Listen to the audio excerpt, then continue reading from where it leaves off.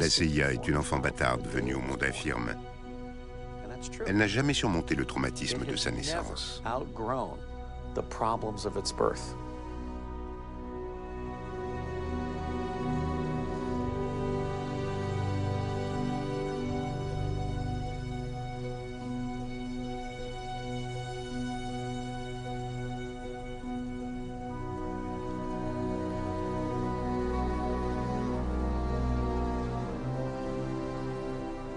I will keep America moving forward, always forward, for a better America, for an endless, enduring dream and 1,000 points of light. This is my mission, and I will complete it. This was a country whose whole culture. L'idéologie de la totalité du pays pouvait se résumer en quelques mots. Pourquoi s'en faire? Profitons de la vie et gagnons de l'argent. Les problèmes de la planète ont disparu. La guerre froide est terminée. Dès l'effondrement de l'Union soviétique, on a très vite compris que le monde allait devenir instable, bien plus agité et difficile à contrôler que pendant la période relativement structurée de la guerre froide. Robert Gates, qui était plutôt doué, s'est retrouvé prisonnier du système. Selon lui, il n'y avait toujours eu qu'un seul et unique ennemi, l'Union soviétique. La CIA, à l'image des États-Unis et de l'Occident, a eu le sentiment d'avoir triomphé. On a gagné la guerre froide. Résultat, ils ont cessé d'être vigilants. Et l'ennemi a surgi de l'autre côté. Nous combattions depuis plus de 40 ans ce dragon qu'était l'Union soviétique. Nous venions à peine de le terrasser que nous nous sommes retrouvés au cœur de la jungle, où grouillaient toutes sortes de serpents venimeux. Et ces serpents bien plus difficiles à affronter que le dragon avaient pour nom Iran, Irak, Corée du Nord, terrorisme islamique. Nous étions en train de nous faire à l'idée que la guerre froide était finie, lorsqu'à ce moment précis, Saddam et l'Irak ont envahi le Koweït. J'étais en poste à Bagdad à ce moment-là, responsable de l'ambassade. On avait déjà reçu plusieurs éléments nous indiquant que Saddam menaçait le Koweït. Fin juillet 90, la CIA et les services de renseignement alertent le gouvernement Bush. L'invasion du Koweït par Saddam Hussein est imminente. Les photos prises par satellite indiquent la présence massive de forces d'invasion irakiennes à la frontière koweïtienne. Il envoyait ses troupes, toute sa logistique en direction du Koweït, faisait transiter des tonnes de carburant. On voyait tout. On avait les satellites, les meilleurs systèmes électroniques capables d'intercepter les communications. Ce qui leur a manqué, par contre, c'était d'être assez intelligents pour comprendre Saddam. Malgré tous ces signes évidents, les mouvements de troupes, les longues files de camions de carburant ou d'approvisionnement qu'on avait là, sous les yeux, les intentions de Saddam demeuraient toujours ambiguës. La CIA avait suivi le déploiement de leurs forces armées et les préparatifs de l'invasion avec beaucoup d'attention. On était très bien renseignés. Mais à Washington, dès qu'on appelait la Maison-Blanche pour leur dire que Saddam installait toutes ses forces le long de la frontière ou qu'il envoyait de nouveaux bataillons, on nous répondait, et je vous rappelle que la Maison-Blanche était aux mains des Républicains, nous connaissons tous Saddam, il s'amuse juste à faire peur au Koweït, pas plus. Il faisait confiance aux dirigeants de la région, les Irakiens, les Jordaniens et les autres, qui leur disaient tous « Mais non, jamais Saddam n'envahira un pays islamique, un pays ami. » Tous ces chefs d'État affirmaient au président Bush « Il n'envahira jamais le Koweït. C'est juste un coup de bluff pour faire grimper le prix du pétrole. » Moubarak nous l'a affirmé. Le roi Hussein de Jordanie aussi. Et même l'émir du Koweït nous a dit la même chose. On a suivi les conseils des membres de la Ligue arabe, qui étaient nos amis, et nous ont demandé clairement de ne rien faire. Et les États-Unis ont pris ça au pied de la lettre. Si bien que l'attaque contre le Koweït a vraiment été une surprise, et pour tout le monde. Mais ça ne veut pas dire que nous aurions pu faire beaucoup plus pour l'empêcher. Ce n'est qu'au cours des dernières 18 heures que les signes ont commencé à devenir indéniables. Richard Kerr, qui était mon adjoint, a prévenu les responsables de la cellule de crise 12 heures avant l'invasion. Il leur a dit, selon la CIA, Saddam Hussein va envahir le Koweït dans les 12 ou 24 heures à venir. Oh, je ne sais plus si on a prévenu William Webster. En tout cas, on a prévenu le président. Le fossé entre ce que Washington refusait d'admettre et la réalité était immense. J'étais sur place, je voyais les combats, mais ils continuaient à ne pas y croire. Je hurlais dans mon téléphone satellite, mais je ne suis pas fou, je vois tout ce qui se passe. Le pilonnage a commencé, on voit les tanks et tout le reste. Et eux continuaient. En tout cas, nous, on ne voit rien. Et le 2 août, l'Irak envahit et occupe le Koweït. Personne au Pentagone n'a pris au sérieux les avertissements des agents de la CIA en place le long de la frontière. On a même oublié de prévenir le principal intéressé, Robert Gates. J'étais en vacances. Nous étions au bord de la rivière, près de Washington, en famille, quand une parente de ma femme nous a rejoints pour déjeuner. Elle m'a regardé et m'a dit « Je suis surprise de te voir encore là ». Je lui ai demandé de quoi elle parlait, et elle m'a dit « L'invasion ». Je lui ai demandé « Mais quelle invasion ?» Elle m'a répondu « L'Irak a envahi le Koweït ». Ils sont doués à CNN pour obtenir des infos. Saddam a envahi le Koweït le 2 août. Je l'ai rencontré le 6 pendant près d'1 heure et demie. Il m'a proposé ce que l'on peut appeler un marchandage. En gros, ceci. Vous me laissez annexer le Koweït et je vous garantis de vous approvisionner en pétrole indéfiniment et à un prix raisonnable. Je serai alors la puissance dominante de la région nord du Golfe. Le face-à-face a été plutôt glacial. Je n'avais pas dormi depuis près de 4 jours. Je lui ai fait une contre-proposition qui se résumait en 2 mots, évacuer le Koweït. Our strategy to go after this army is very, very simple. First, we're going to cut it off, and then we're going to kill it. La guerre du Golfe sera brève. Saddam Hussein va voir son armée s'effondrer en quelques jours. Reste la question cruciale. Faut-il arrêter l'opération Tempête du désert alors que le pouvoir est toujours en place? La CIA souhaite se voir confier la tâche d'éliminer Saddam Hussein, mais le président Bush refuse. Avant même que soit tiré le premier coup de feu, nous avions décidé qu'un renversement de régime ne serait pas l'un de nos objectifs. Je ne crois pas que nous aurions été en mesure de mettre en place une coalition si renverser Saddam Hussein avait été notre but. Je suis même certain que tout se serait effondré. Mais il y avait aussi les problèmes pratiques. Saddam n'allait pas s'asseoir sous sa véranda et attendre tranquillement que la 24e division vienne l'arrêter.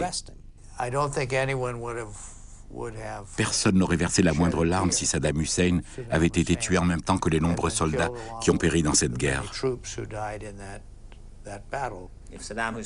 Si par hasard Saddam avait reçu une balle perdue, dommage.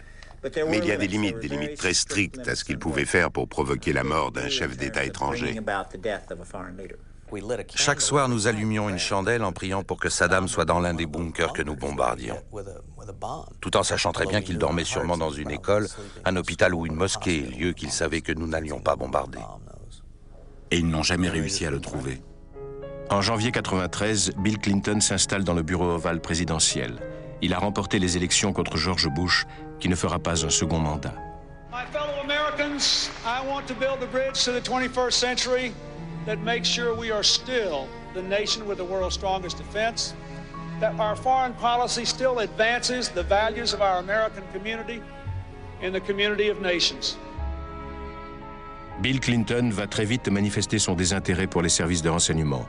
La liste des ratages et des erreurs d'appréciation de la CIA, de la baie des cochons à l'arrivée de Khomeini et des intégristes au pouvoir, de l'invasion de l'Afghanistan par les soviétiques à l'occupation du Koweït par l'Irak, ou de l'effondrement du mur de Berlin à la fin de l'Union soviétique, ont terni l'image de l'agence.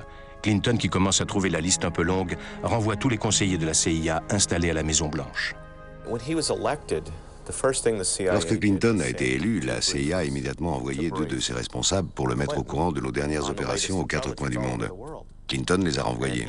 Il leur a dit « Disparaissez, ça ne m'intéresse pas ». Il a refusé de les recevoir.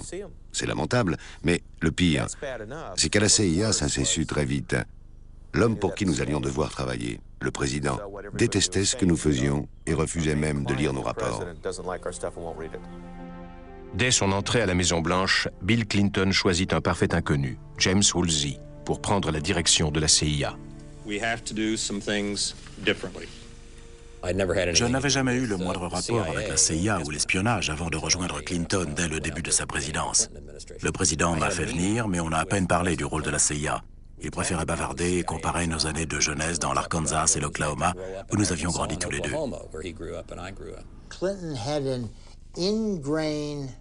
Clinton avait une peur noire des services secrets. Il avait grandi dans les années 60, une époque où tout le monde s'amusait à taper sur les services de renseignement. Ça lui a sans doute laissé une sorte d'aversion pour tout ce qui touchait aux questions d'espionnage ou de sécurité.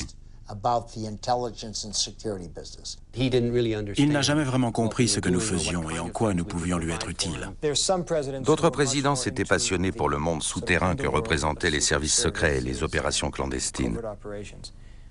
À mon avis, plusieurs facteurs peuvent expliquer les raisons du désintérêt du président Clinton. En premier lieu, la guerre froide venait de se terminer et le genre d'opération clandestine qu'adoraient ses prédécesseurs n'avait plus de raison d'être. Et puis, il fallait bien que la CIA et les services secrets s'adaptent à cette situation nouvelle. Ses décisions et surtout le manque d'intérêt, de soutien dont il a fait preuve, ont contribué à nous affaiblir et sont à l'origine des problèmes qui nous attendaient, c'est certain. Si le directeur de la CIA ne peut jamais rencontrer le président, il ne peut plus rien faire, puisque la CIA dépend de la Maison-Blanche. On s'est vu 2 fois, en 2 ans.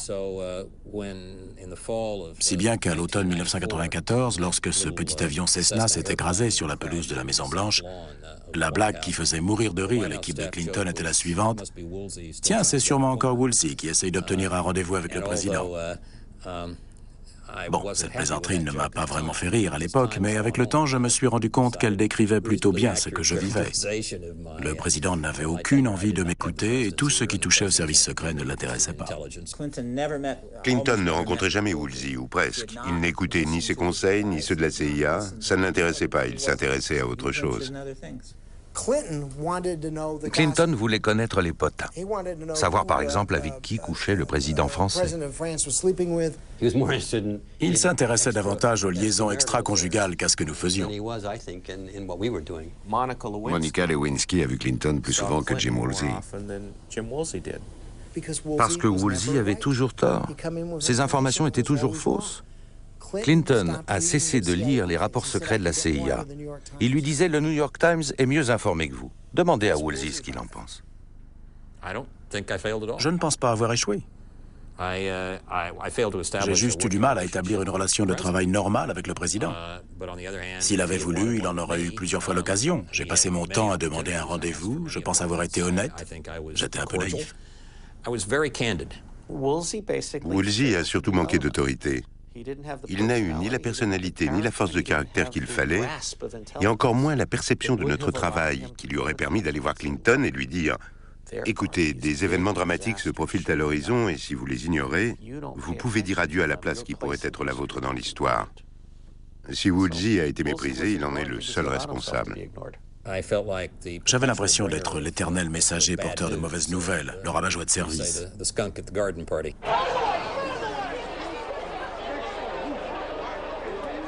Le 26 février 1993, un mois à peine après l'arrivée de Bill Clinton à la Maison-Blanche, l'explosion d'une camionnette piégée garée dans le parking du World Trade Center à New York fait 6 morts et 1 millier de blessés.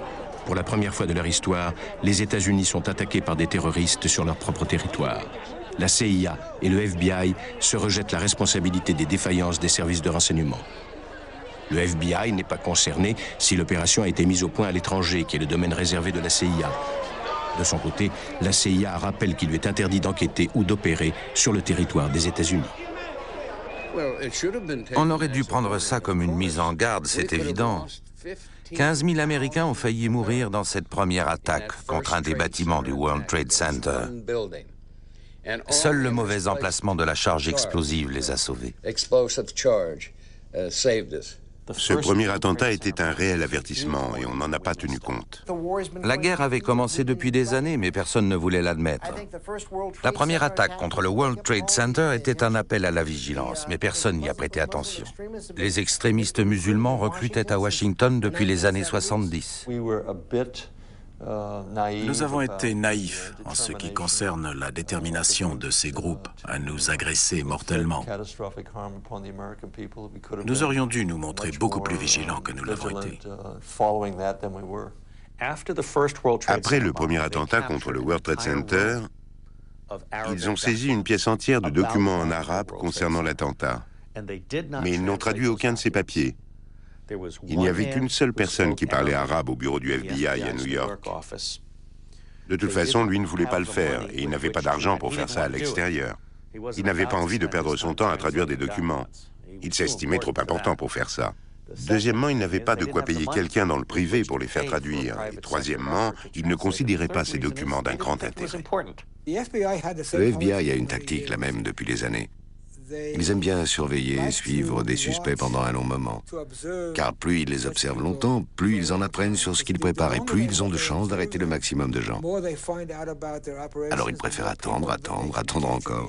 Et en ce qui concerne l'attentat du World Trade Center en 1993, ils ont sans doute attendu trop longtemps.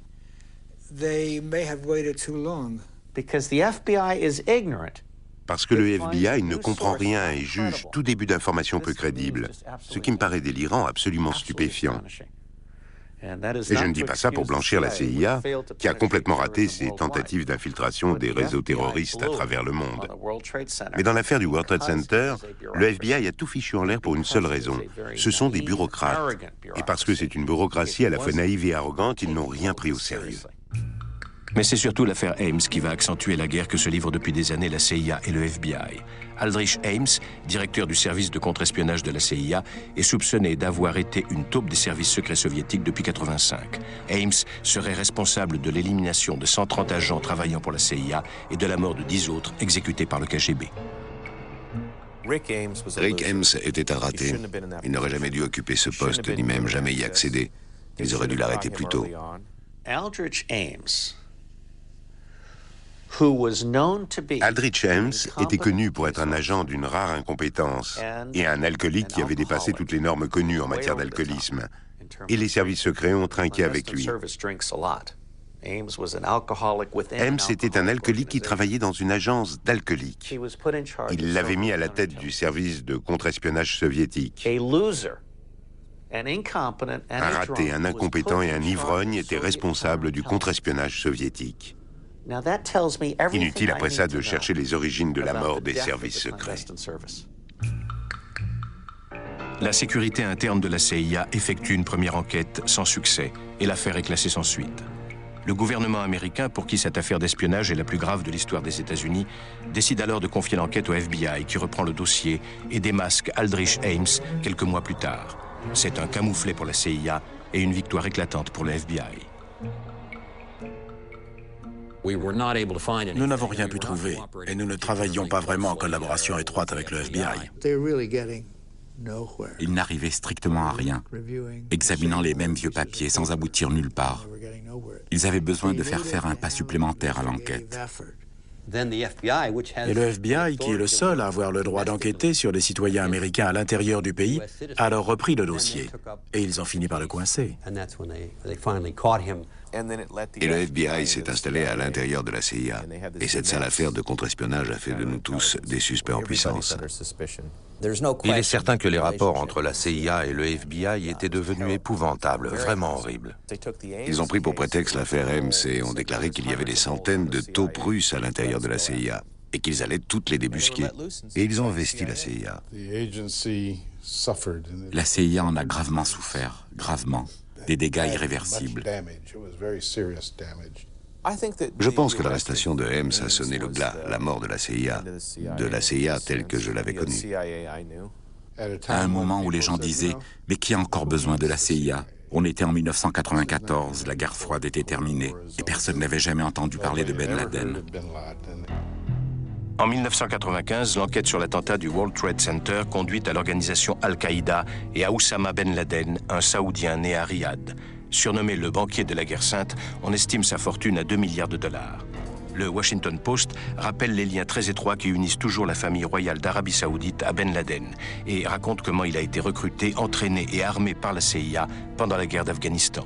À l'époque, il bénéficiait du soutien total des Américains et de l'Arabie Saoudite qui avait offert à Ben Laden tous les moyens de ses ambitions.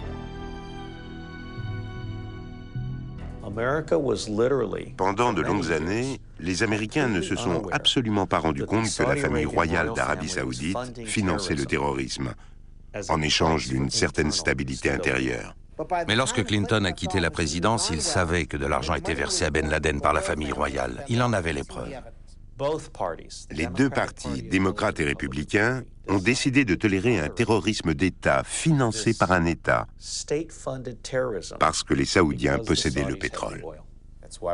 C'est uniquement pour cette raison qu'on ferme les yeux, qu'on refuse d'enquêter sur l'Arabie Saoudite et qu'on ne leur pose aucune question concernant les droits de l'homme. Ils continuent à lapider les femmes accusées d'adultère. Vous avez entendu quelqu'un protester ici? Ce que nous avons déclenché, en appliquant cette politique de soutien à un régime extrêmement répressif et en leur donnant tout l'argent nécessaire pour rendre exsangues les forces vitales de l'Arabie Saoudite, n'a servi en réalité qu'à alimenter la révolution islamique. Je pense qu'il s'agit là d'une erreur géostratégique de premier plan. Nous nous sommes permis d'oublier tout sens moral et de devenir stupides pour du pétrole. Parce que si vous prenez le risque de provoquer une révolution en Arabie Saoudite, la production de pétrole baisse de 25%, le baril monte à $150 et les États-Unis s'effondrent.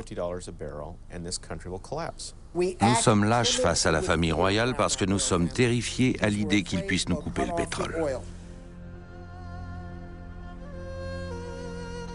Les responsables politiques, les présidents successifs, ferment les yeux sur cette pétromonarchie qui applique à la lettre la loi du Coran, mais a réglé pour les États-Unis les 55 millions de dollars qu'a coûté la guerre du Golfe.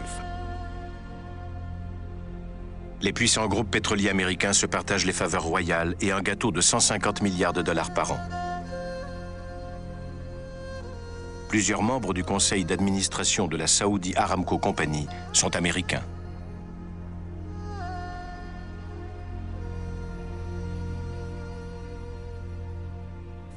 Et la plupart des responsables de la politique étrangère des États-Unis sont dépendants financièrement de la famille royale. Il faut juste nous faire à l'idée que leur sort est lié à celui des compagnies pétrolières américaines, qu'ils reçoivent directement de l'argent liquide ou sous forme d'actions. Il est par exemple impossible de remettre en cause la position qu'occupe Exxon aujourd'hui en Arabie Saoudite.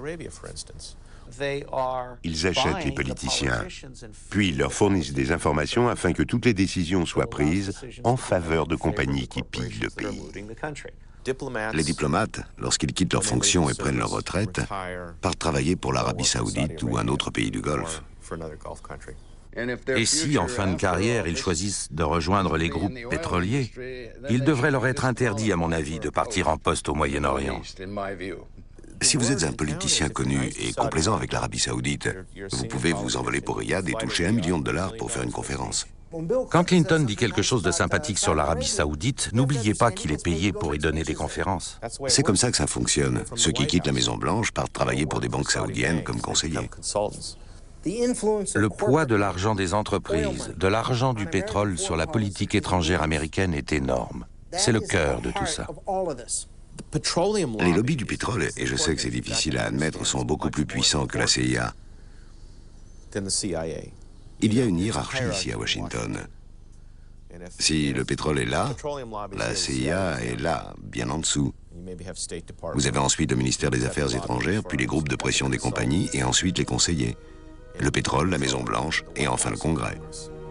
C'est tout à fait par hasard que Robert Baer découvre au sein même de la Maison-Blanche comment les lobbies du pétrole aident Bill Clinton à financer sa campagne pour sa réélection à la présidence des États-Unis. Il y croise Roger Tamraz, directeur de plusieurs compagnies pétrolières, qui est invité à participer à un barbecue avec le président pour la modique somme de 300 000 $ qui ira alimenter les caisses du Parti démocrate. J'ai vu ce Libanais qui sortait ses liasses de billets. Ils lui ont montré la liste des services. Un tête-à-tête avec le président, une nuit dans la chambre Lincoln, un vol dans l'avion présidentiel Air Force One, un thé avec le président, même des boutons de manchette. Tout était à vendre. Il y avait une liste avec les prix, un vrai catalogue. J'ai cru qu'il mentait. Avant même la fin de son premier mandat, il a très vite compris quel était le poids du pétrole et celui de Wall Street.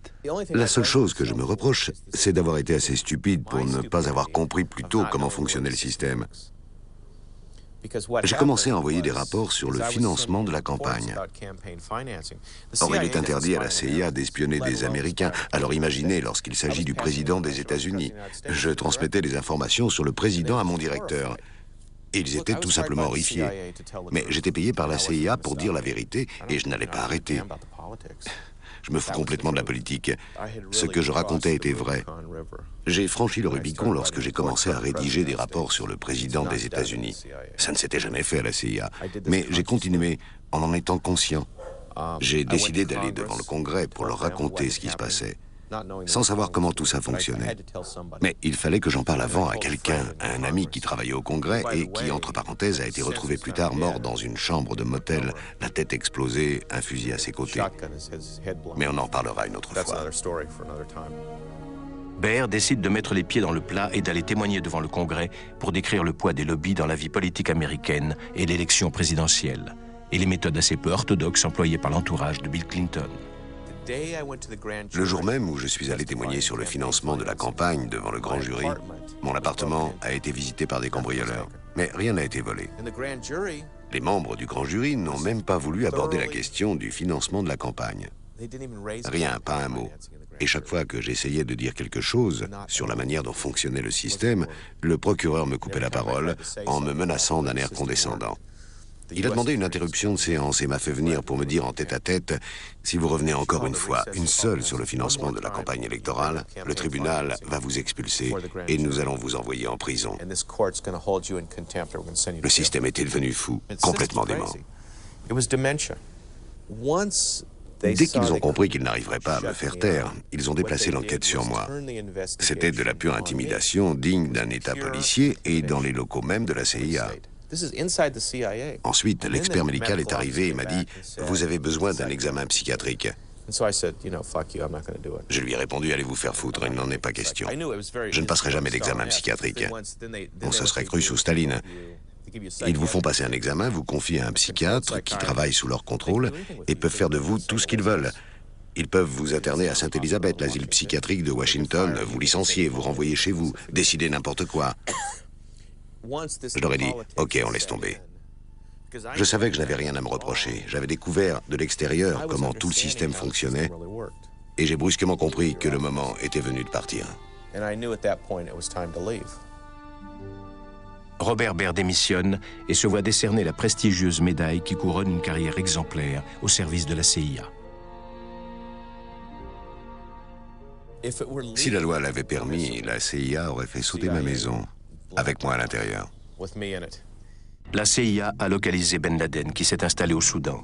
Mais Bill Clinton ne veut pas, en pleine campagne électorale, abroger l'ordre présidentiel Gerald Ford qui, depuis 20 ans, interdit tout assassinat. En février 1996, il finit par signer un ordre de mission top secret autorisant la CIA à utiliser tous les moyens nécessaires pour anéantir le réseau Al-Qaïda et Ben Laden. Sincèrement, s'ils avaient pu assassiner Ben Laden, ils l'auraient fait. Clinton avait signé l'ordre, tuez-le, mais ils ne l'ont pas trouvé. Clinton voulait Oussama Ben Laden mort, mais la CIA ne l'a jamais trouvé.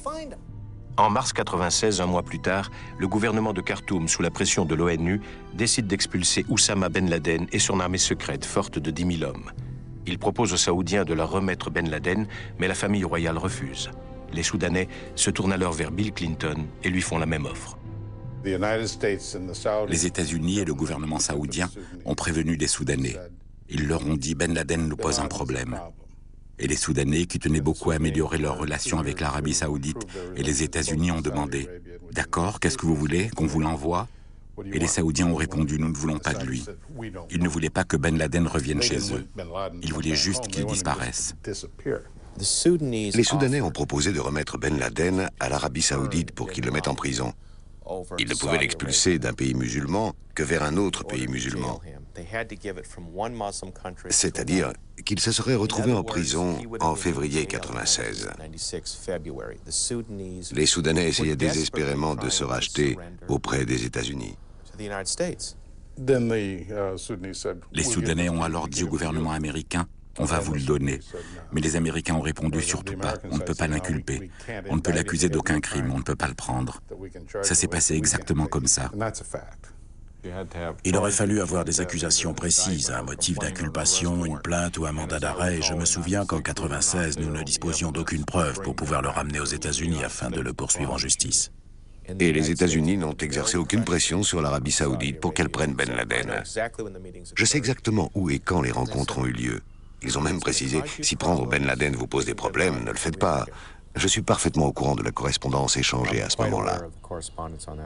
Et les Soudanais l'ont jeté dehors. Il est parti en Afghanistan. Et on connaît tous la suite de l'histoire. Le gouvernement américain décide de renforcer la cellule de contre-terrorisme, de lui donner un nouvel élan en faisant fusionner des éléments du FBI et de la CIA, les deux agences ennemies, au sein d'un même service. On propose à Dale Watson, chargé du terrorisme au FBI, de rejoindre les rangs de la CIA.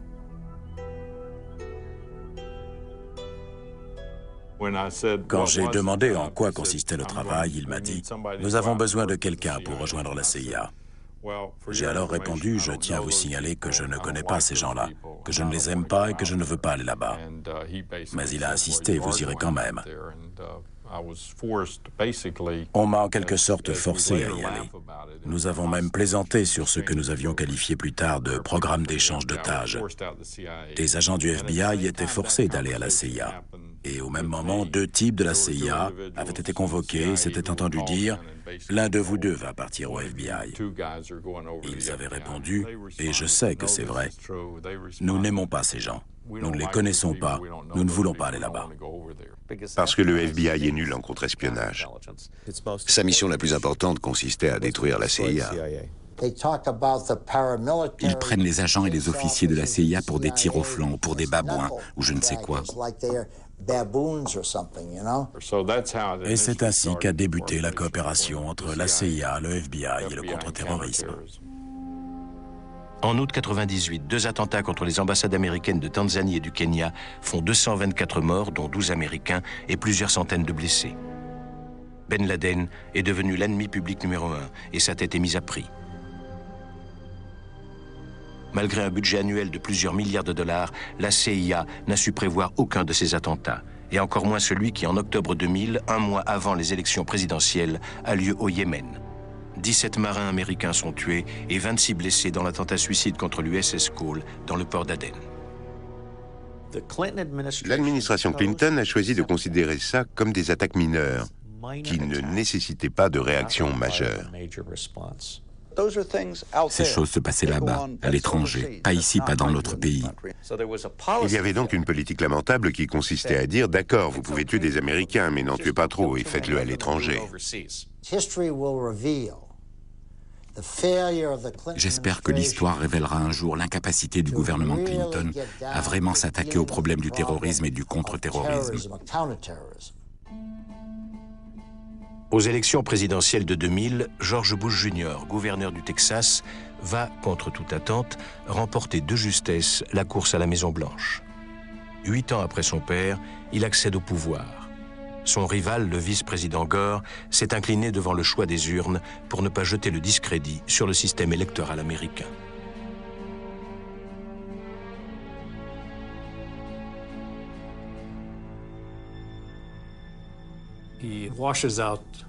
Bush rejette tout ce qui est complexe, toutes les nuances.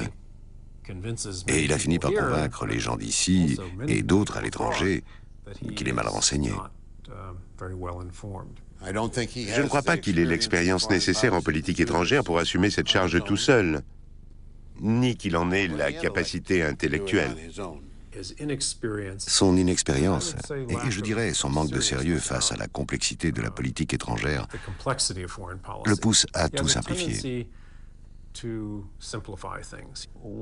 Quand vous avez pour président un étudiant médiocre et qui ne connaît pas grand-chose aux problèmes de la planète, vous avez toutes les chances de courir au désastre.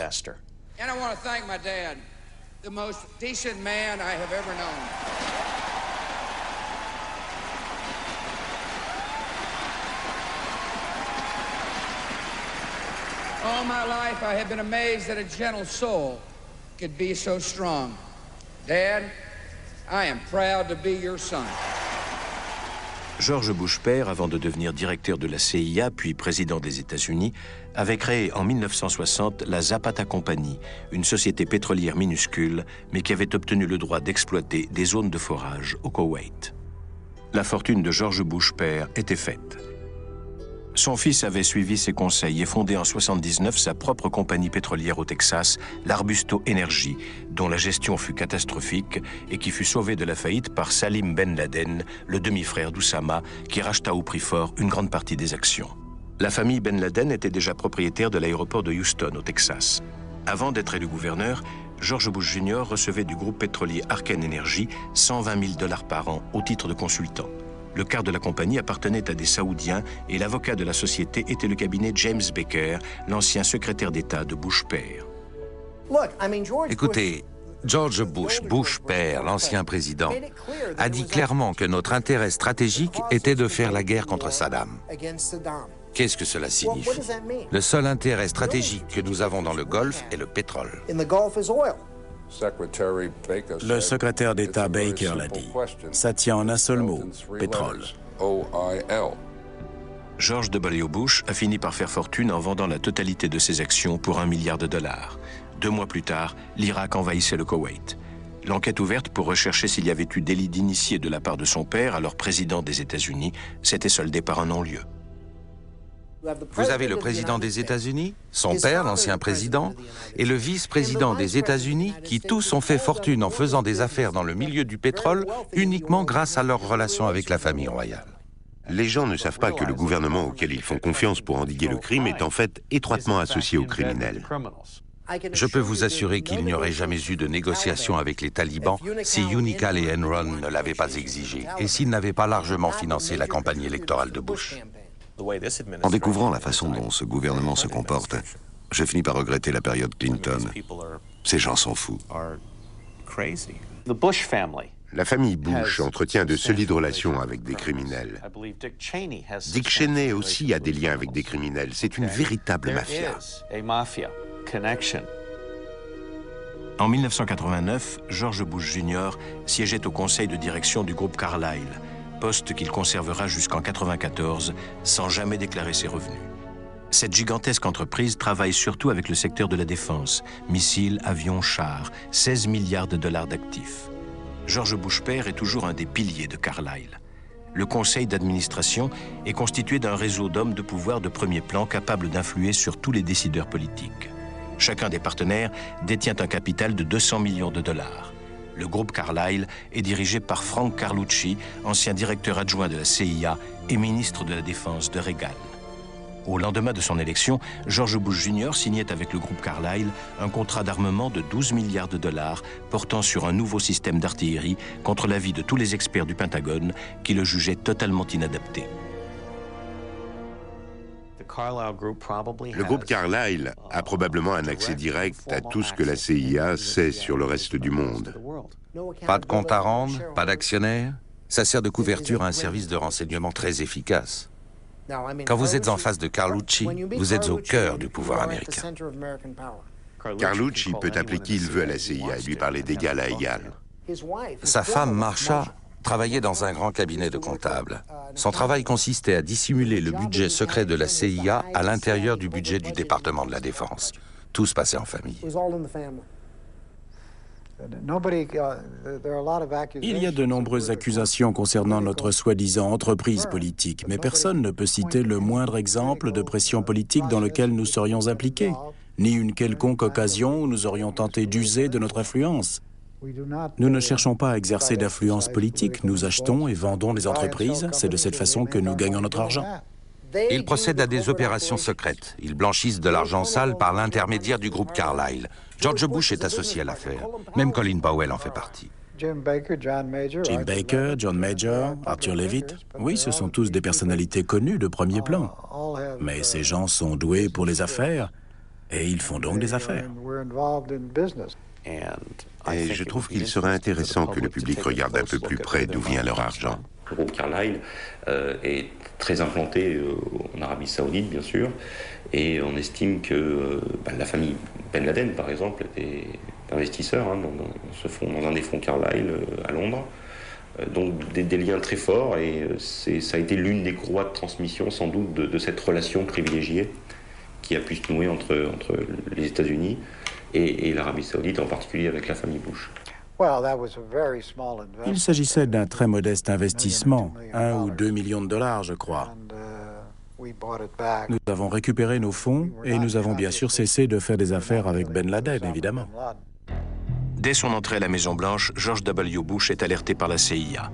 Ben Laden menace maintenant directement les États-Unis. 2 mois plus tard, en mars 2001, une commission gouvernementale publie un rapport de 150 pages qui se termine par ces mots. Un assaut direct contre les citoyens américains sur le sol américain, causant la mort et la destruction, paraît vraisemblable. Face à cette menace, notre nation n'a aucune structure gouvernementale cohérente.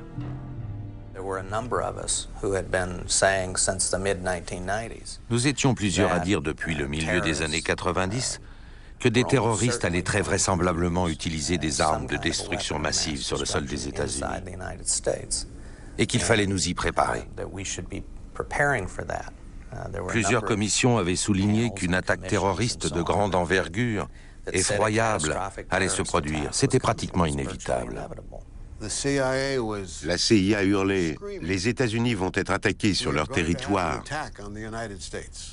On recevait une énorme quantité d'informations sur les menaces terroristes, sur les plans des terroristes, sur le fait que quelque chose allait se passer, quelque chose de très important.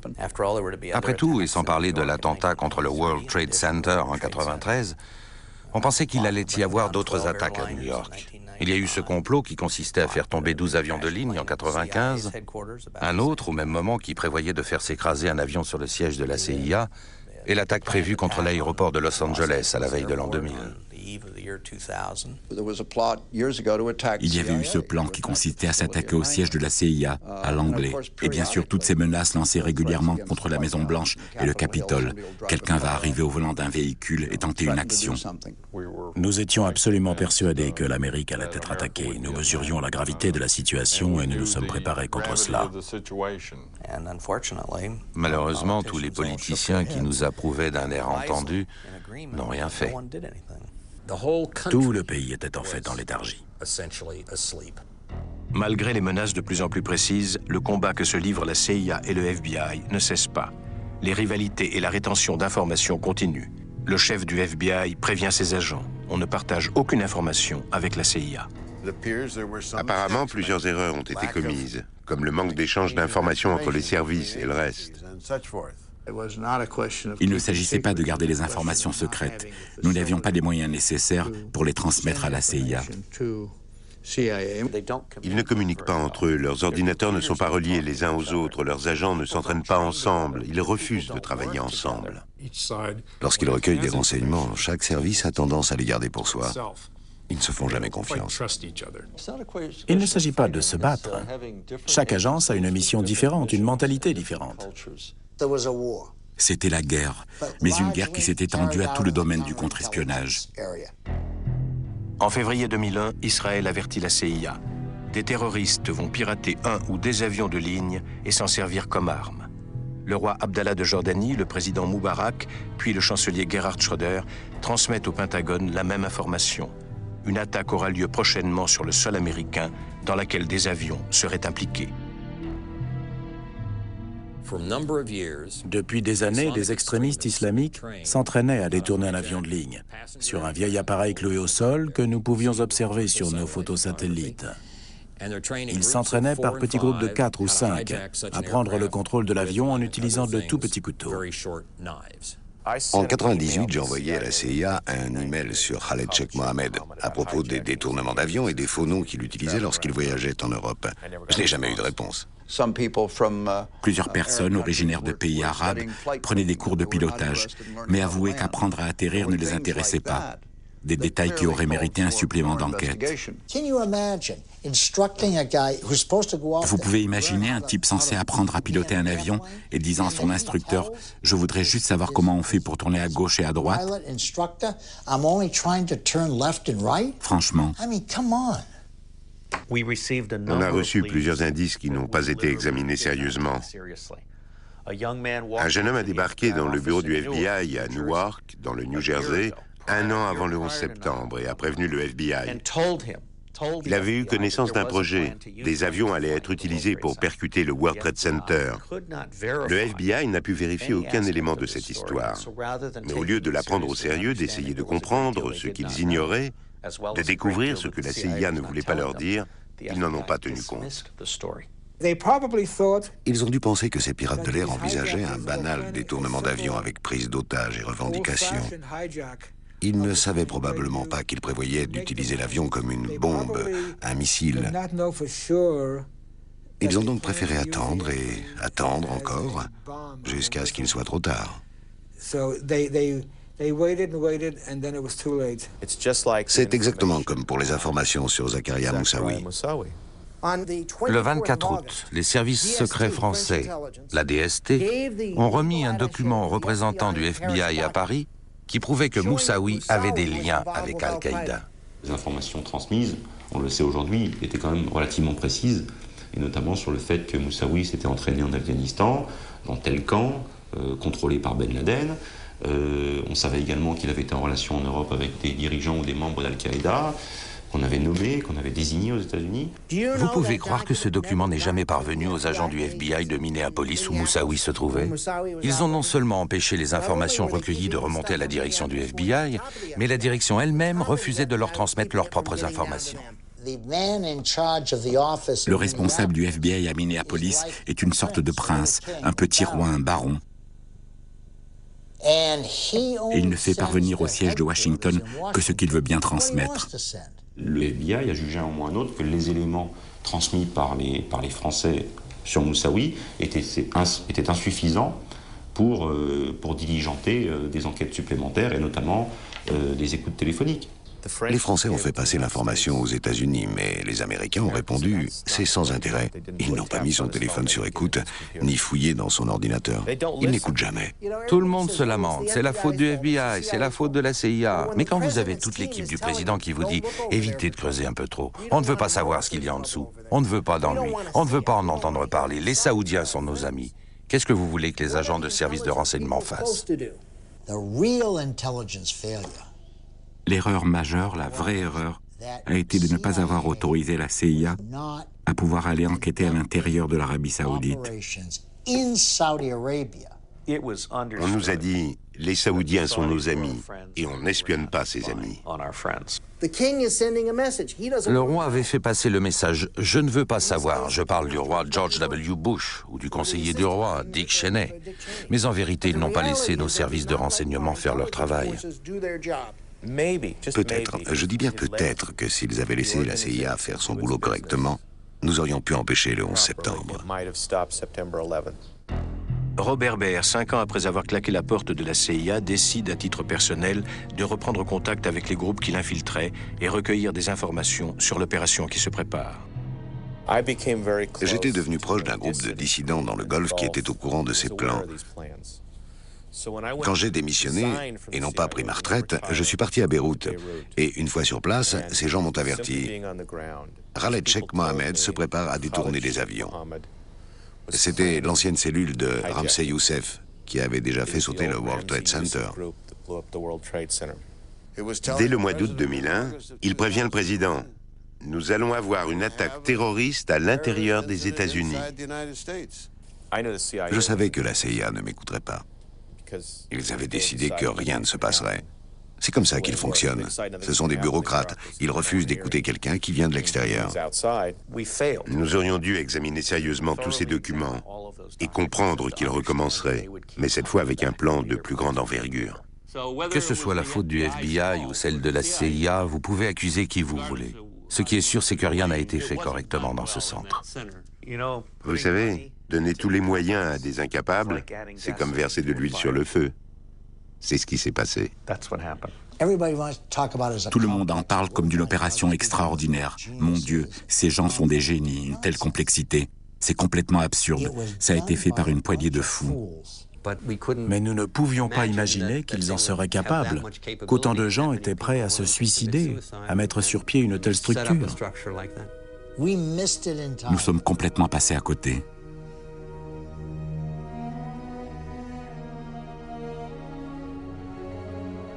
« 11 septembre 2001, George W. Bush, qui vient de prendre 5 semaines de vacances dans son ranch au Texas, fait son jogging matinal en Floride. Son frère, gouverneur de l'État, l'a invité à commencer ici sa croisade pour l'éducation. Le président plaisante avec les journalistes. Dans 1 heure, il va visiter une école à Sarasota. À 8h47, alors que le président plaisante avec les enfants, son conseiller reçoit un appel.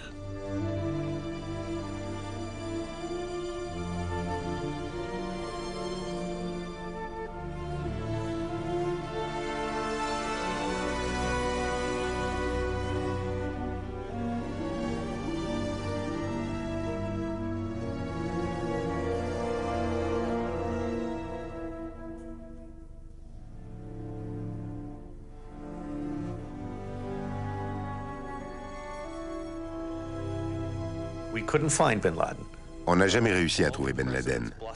Toutes ces déclarations ridicules du président du genre « amenez-le-moi mort ou vif », c'était digne d'un cow-boy du Texas. Nos militaires n'en avaient pas les moyens, en particulier à cause de la nullité des services secrets américains. Nous n'avons jamais été efficaces sur le terrain. Saddam Hussein va donc payer parce que Ben Laden nous a échappé. On ne s'en serait jamais pris à lui si tout n'avait pas raté. Il n'y a aucun lien entre les deux, et le gouvernement le sait. September the 11th, 2001. The American people saw what terrorists could do by turning 4 airplanes into weapons. We will not wait to see what terrorists or terrorist states could do with chemical, biological, radiological, or nuclear weapons. Saddam Hussein can now be expected to begin another round of empty concessions, transparently false denials. No doubt, he will play a last-minute game of deception. The game is over. Bush parle de guerre contre le terrorisme, de l'axe du mal ou de Saddam Hussein comme d'un nouvel Hitler. Bush répète partout, il est l'incarnation du mal. C'est le mal, il faut nous débarrasser de lui. Et pourtant, dans les années 80, il était l'un de nos meilleurs amis. Le président Reagan lui envoyait même son médecin personnel à Bagdad pour le soigner de ses maux de dos. Et d'un seul coup, il n'est plus notre ami. Qui allons-nous mettre à sa place ? Nous découvrons un autre visage de George Bush où son inexpérience devient plus évidente. Cette précipitation à s'engager dans une guerre avec l'Irak n'a rien de rationnel. Le président change sans arrêt d'explication. Un jour, il invoque la menace des armes nucléaires. Le lendemain, il parle de menaces terroristes.